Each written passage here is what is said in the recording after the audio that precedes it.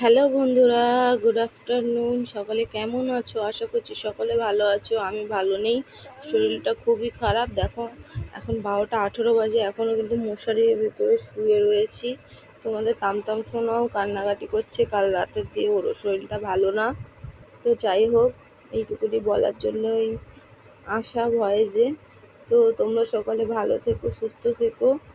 আর আমি তো ডাক্তার দেখাচ্ছি, জানি না কতদিনে ভালো হব।